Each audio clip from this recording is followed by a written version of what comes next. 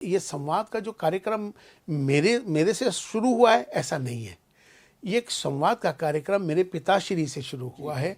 और आपको मैं इसकी पूरी थोड़ी सी एक घटना बताऊं जहां से इसकी शुरुआत इसकी हुई है।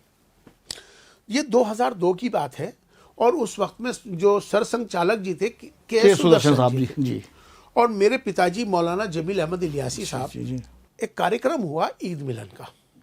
और एक बम्बई के पत्रकार थे, उनका नाम था मुजफ्फर हुसैन। उन्होंने एक कार्यक्रम रखा और उस कार्यक्रम का नाम दिया ईद मिलन।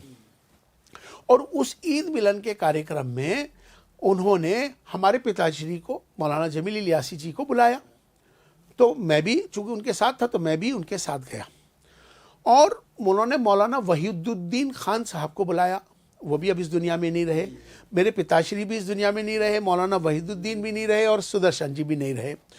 तो जैसे ही हम वहाँ पहुँचे तो वहाँ मौजूद कौन कौन थे मालूम है आपको? उस वक्त में लाल कृष्ण आडवाणी जी बैठे हुए थे, सुषमा स्वराज जी बैठी हुई थी, मदन दास देवी जी संघ के बड़े प्रचारक उस वक्त में सरकार्यवाह थे, वो मौजूद थे।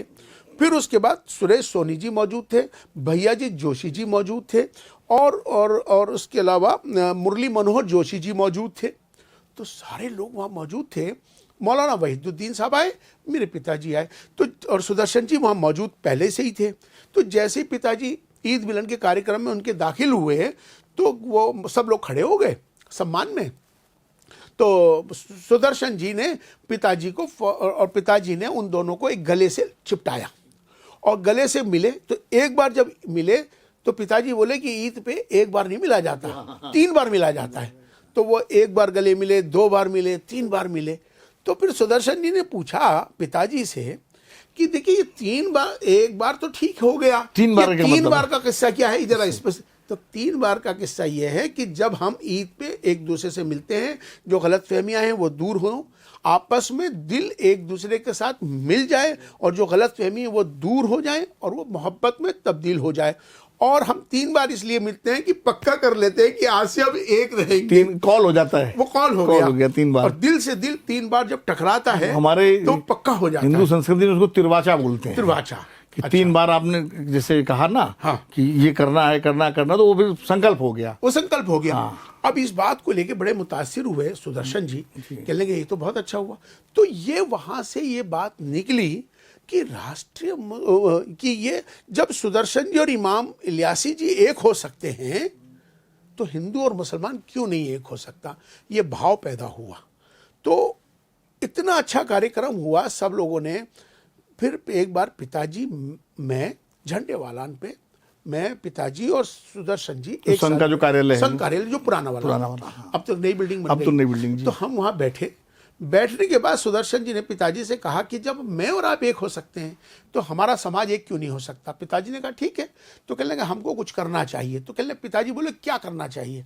तो कहने लगा कुछ ऐसा एक संगठन हम लोगों को बनाना चाहिए जो आपस में जोड़ पैदा करे, संवाद बनाए। तो पिताजी बोले कि हाँ ठीक है। तो इन्होंने नाम रखा इसका माई हिंदुस्तान। पहला नाम इन्होंने रखा माई हिंदुस्तान। तो उस वक्त में मुजफ्फर हुसैन जी को इसका इंचार्ज बना दिया गया। और तो सुदर्शन जी बोले कि देखिए ऐसा है, मेरी तरफ से मैं आपको एक प्रचारक दूंगा जो इस मंच को देखभाल करेंगे। तो पिताजी बोले मैं भी दूंगा। मेरी तरफ से मेरे बारे में बोले कि मैं अपने बेटे को दूंगा कि ये इसमें मिलकर इस कार्यक्रम को इसको आगे बढ़ाएंगे। तो मेरा नाम मेरे पिताजी ने दिया और के सुदर्शन जी ने इंद्रेश कुमार जी का नाम दिया। उस वक्त में इंद्रेश जी जम्मू कश्मीर में प्रचारक के रूप में काम करते थे और उनको उर्दू अच्छी आती थी, मुसलमानों के बीच में उनका अच्छा समन्वय था।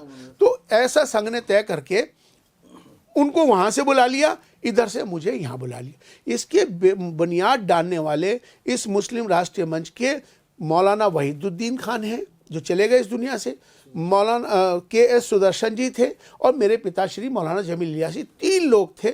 और उसके मुजफ्फर हुसैन जी को इसका जिम्मेदारी दी गई।